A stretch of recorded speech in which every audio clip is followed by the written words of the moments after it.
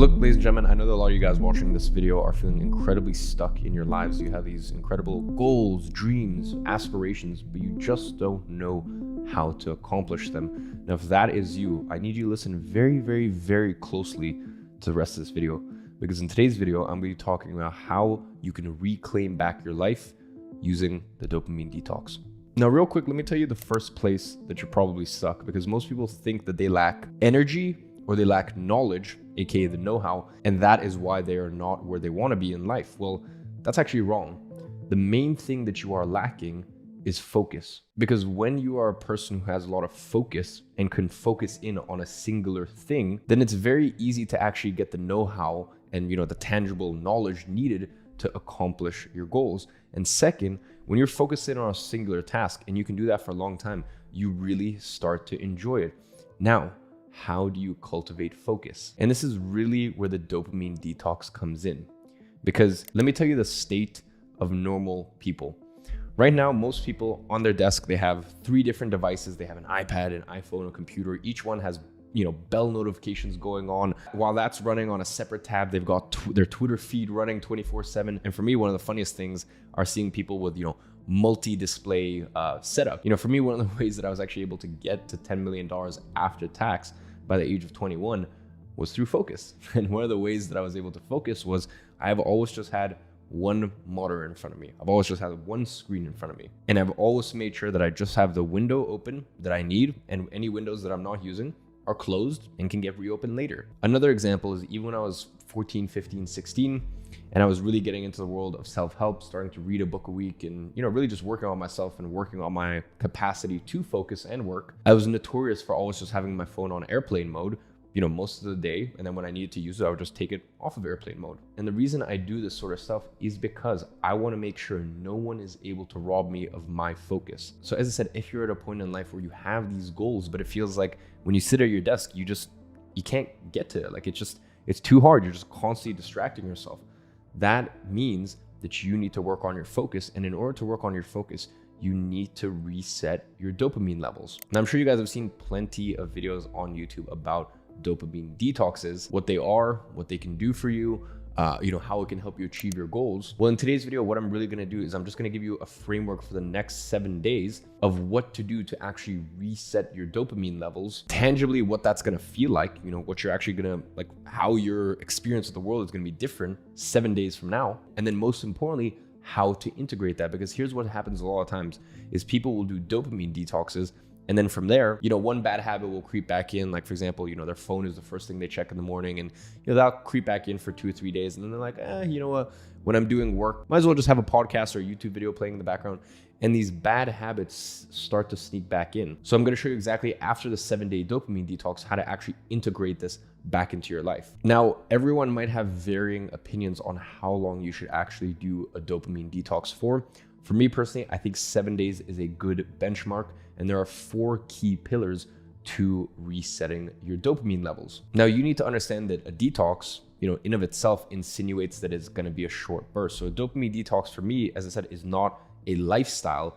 It is a hard reset that you press in order to reset your levels. So that way you increase your capacity to focus, to be disciplined, and you actually increase your output levels. Now, for the next 7 days, starting from tomorrow, here are the 4 things I need you to do in order to practice a dopamine detox. Now, before I say this, as I said, there are people that have, radically different approaches to it. These are just the 4 that I would recommend over the space of the last 8 years, ever since I was 14. So from 14 to 22, practicing different dopamine detoxes at different points of the year. So the first one is 1 hour a day screen time on your phone. Now, if you actually open up your iPhone right now, I'm sure there must be a version of this on Android. You can actually add your screen time as a widget onto your home screen.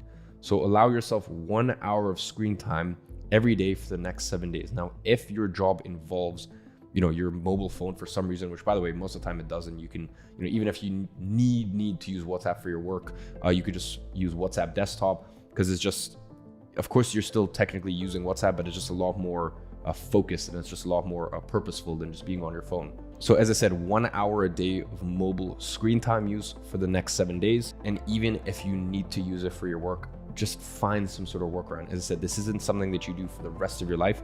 This is really just something to reset the button. So that is pillar number 1 of the 7-day dopamine detox reset, which is 1 hour a day of mobile screen time.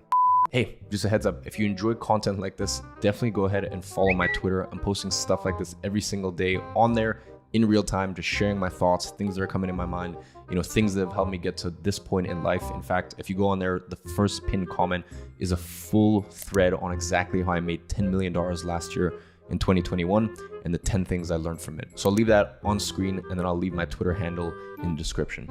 Enjoy the rest of the video. Now, pillar number 2 of the 7-day reset is no YouTube. None whatsoever. I don't care if you think it is productive. And I've seen, I'd say, 90% of people that watch self-help YouTube watch it and are just self-help junkies, right? And just don't actually apply it. And what it is if, to them, it feels like productive procrastination, right? You're still procrastinating, you're still not actually doing or accomplishing anything. But in your mind, you're thinking, I'm watching videos on how to focus better, while at the same time frying your focus. It's actually quite ironic. So no matter how much value you think you get out of YouTube, and by the way, and I will say YouTube is a very, very valuable place if used correctly. I'll give you a perfect example of how to actually use it. I'll give you something tangible right here. If you're using Chrome, you can use a Chrome plugin, and there's many of them out there that basically hides YouTube recommendations. That way, when you go into YouTube, the only thing that will show up is your subscriptions, and it doesn't offer any recommendations on the side.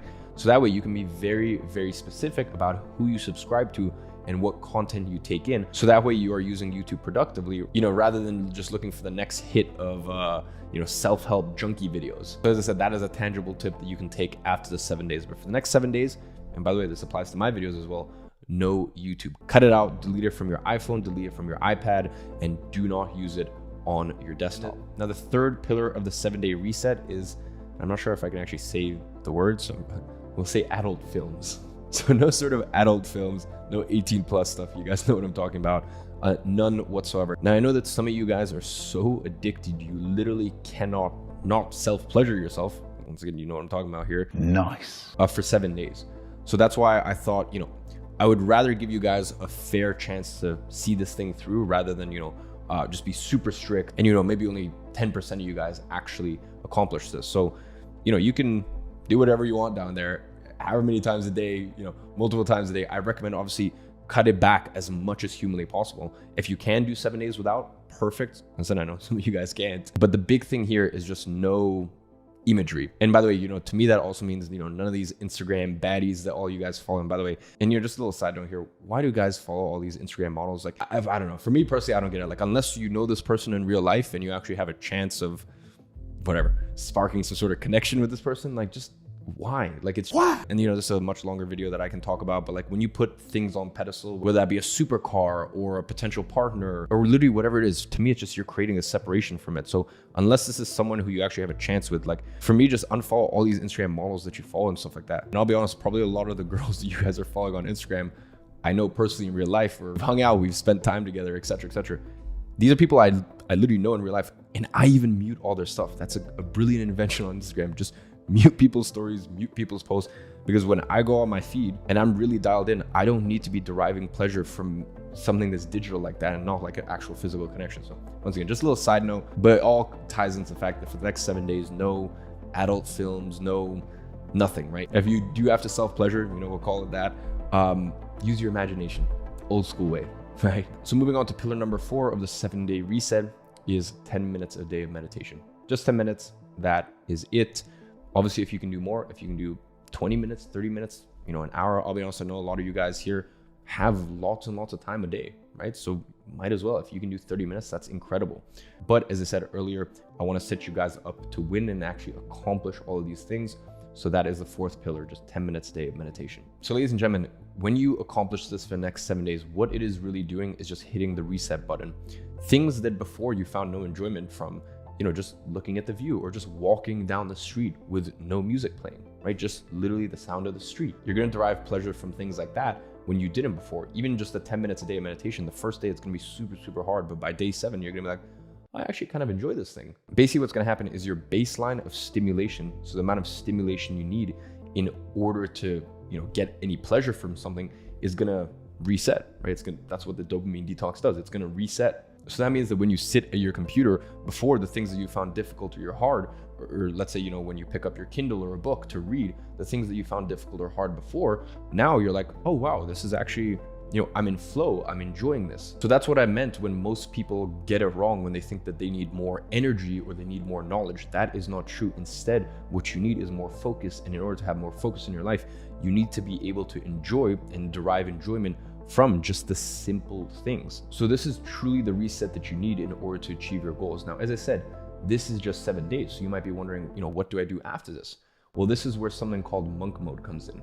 Now, monk mode is something that I started talking about 2 years ago. I think there's been some books and stuff written about it, or I think it's been like a general thing that's been floating around for I don't know how long, but around 2 years ago, I started sharing my monk mode protocol, and it just, within my sort of cult following, it became a thing. So what you want to do after these 7 days is you want to go from dopamine detox to monk mode. So monk mode is really more a way of life. Now, monk mode is something that I do 6 months of the year. Then 3 months a year, I just party. Work goes from my first priority to like my third or fourth priority. And, I just enjoy my time. In the other 3 months, live a little bit more of that balanced lifestyle people talk about. So what I'm gonna do is right below this video, I'm gonna leave a link to my monk mode video on exactly how to execute on it. Once you've done the 7 days of dopamine detox, go straight into 21 days of monk mode. It's a lot less intense than the dopamine detox. So, you have that to look forward to. And when you attach these two things, when you do these two things back together, whatever your goals are for 2022, consider it done. That's the way that I view monk mode. I know that if I can do 6 months of monk mode, then it doesn't matter that, I'm only doing 6 months of deep focused work and, 3 months a year, I'm enjoying myself and partying. Another 3 months, it's more of like a, balanced lifestyle, as I said. I know that in that 6 months, I genuinely get more done in those 6 months than most people do in 3 or 4 years, because these things compound and they stack on top of each other. So ladies and gentlemen, for those of you guys who have done monk mode in the past, I want you to leave a comment down below and share what your experience has been with it so far. Go ahead, check out that monk mode video. And just remember, focus is the thing that you need to be optimizing for. The more that you can have singular focus on the task that you are trying to accomplish, the more that you're going to win in life. So on that note, I'll catch you guys in the next video.